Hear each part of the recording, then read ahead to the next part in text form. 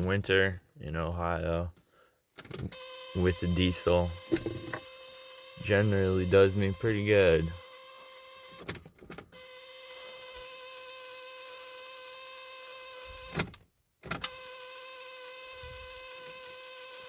Wait for her to go all the way off there.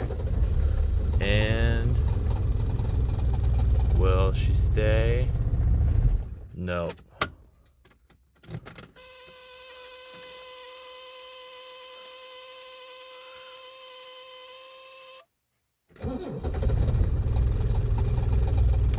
Gotta kind of goose it. Idle control is broken. There we go. Cold as shit. 1978 Mercedes 300D. Drive it pretty much every day.